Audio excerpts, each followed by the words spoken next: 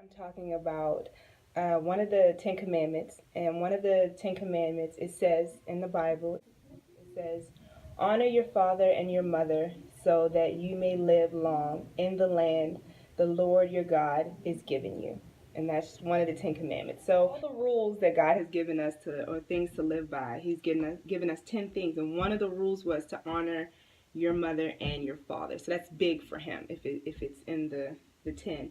So the reason I'm talking about honoring my mother and my father, but today I'm going to focus on my father, is that yesterday was my dad's birthday. I looked up and Googled what honor mean, the definition of honor.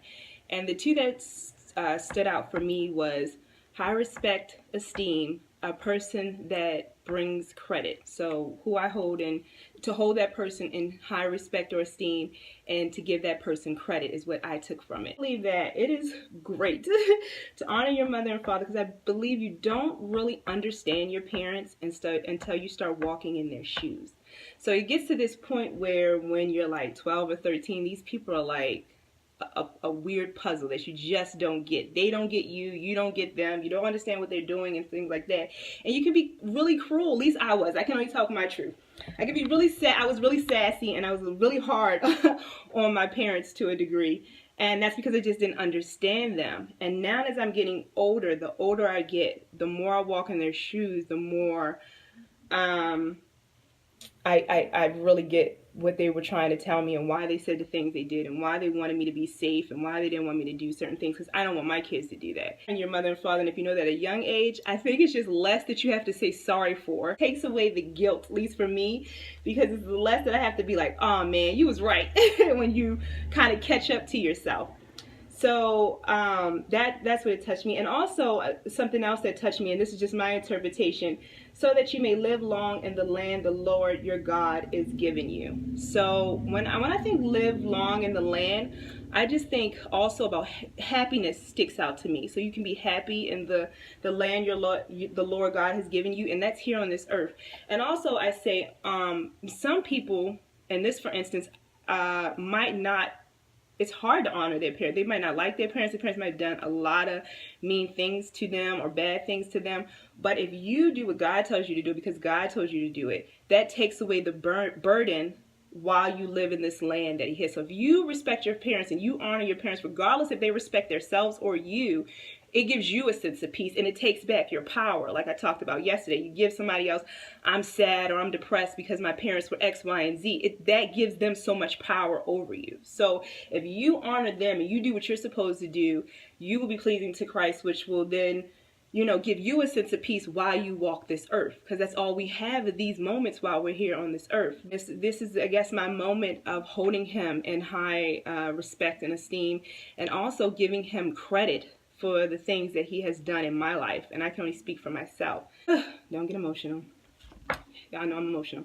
Okay, so the first thing I want to give Him credit for, and I hold in high regards, is giving me my brother. My brother is just the most funniest guy. You guys know how much I love my brother. I love all my brothers, and I just want to make that clear. But I was predominantly raised by my brother in the house, and when I say predominantly raised, I have stepbrothers and sisters, or extra love as I like to call them. But every day on a day-to-day basis I was with my brother Terrence. So that just, him giving him to me has just been a gift, because I have somebody to walk this earth with that gets what we went through, that knows our story. The second thing is for loving and respecting my mother. It's really easy for me to be in the presence of my father and to love my father when I don't have to feel like I have to defend my mother or protect my mother, which I will. To the death of me, I will. But because he has respect and he regards my mother in high regards, it allows me not to, I guess, go on the defensive, or, it allows me just to be with him and be in a space. He doesn't talk negative about my mother. Actually, yesterday was really funny. They were asking, my aunt asked, what was my mother's birthday, and I'm just terrible with dates, and my dad rattled it off, you know. And that to me was loving. It was a loving thing because he remembered her birthday, and my dad is not good with numbers. He said it. We actually went to the bank the day before his birthday, and he told the lady, he handed the lady the card, and he said, and she was like, you don't know your ID number? He's like, no, I'm not good with numbers. But then someone asked him my mom's birthday, and without even a flinch, he said her birthday. And that was very loving to me, and that made me feel good because I just respect that, and I honor him for, I guess, honoring her. Thing was teaching me about the Bible and Christ. My dad got saved a long time ago. It's been, I think he said 30 years or something like that. So when we were younger, you know, when it was going on then, it was like whatever. But it was constantly gospel music being played. I remember gospel music. That used to, like, Fred Hammond, CeCe Winans, him and my stepmother always had gospel music playing.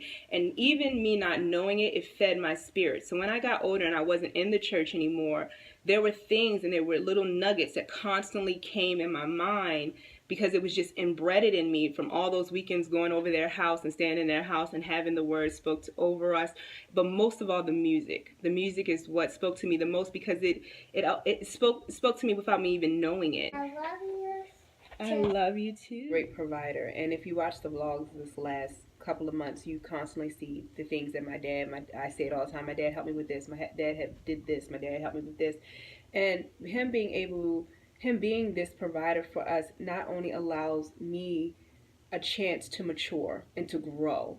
I'm not saying that he comes to my rescue, but it does allow me to have that space to figure things out, because where I lack, he comes in and he assists me, and it also motivates me to be that provider for my children, because I want to be able to assist them or show them the right way, or and lead by an example to them. So him taking care of himself and getting his stuff in order allows him to help me get my stuff in order, which then will allow me to help my kids get their stuff in order, is how I look at it. So I'm very grateful to have him to be a provider, and also not allowing his heart to harden, which is really big for me.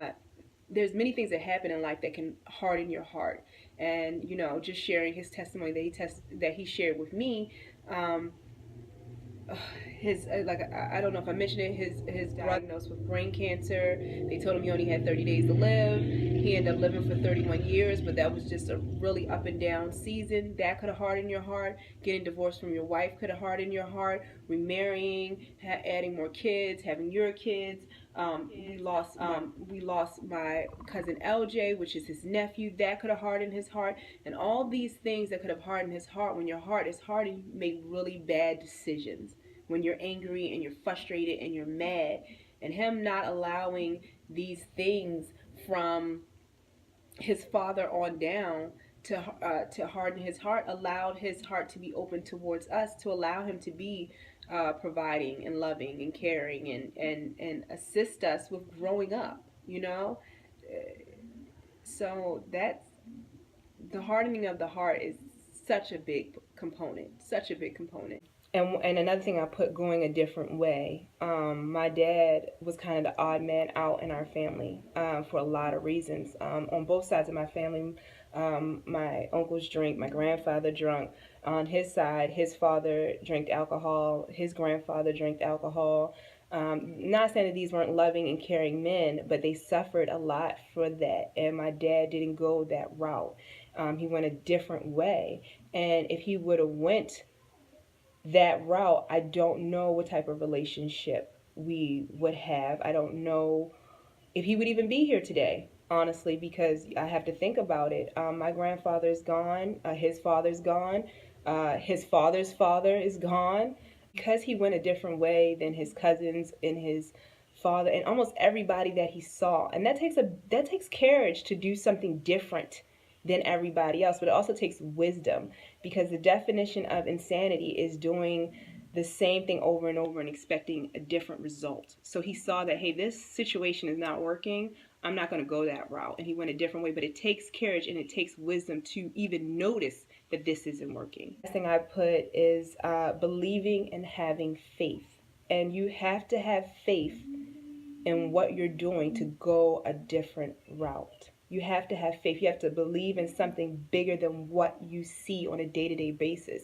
And that is hard, because when you see all your family members and all the men in your family drinking and cursing maybe, or acting a certain way, and for you to believe, like, I'm going to pick up this book and I'm going to listen to what's in this book and I'm going to act accordingly to what's in this book, when I don't really see anybody else doing that. You know, it's a little bit easier for me to say, hey, I'm going to dive into this book, because I see somebody who dived into this book, and not just him, my stepmother who dived into this book, and I see the lives that they live, and I know, like, hey, it's something to that, you know. But to not really see that many people around you besides my uncle Dwayne, who was the first actual person in our family who gave their life to God, but still, that's his younger brother. So it still took a lot of faith and a lot of belief to go a different route. And I honor him and I give him credit for that, and I respect him for that. So grateful to been with my dad yesterday and experience his birthday and sit and walk and talk with him. And I hope to do it for many more years that God does give me with him.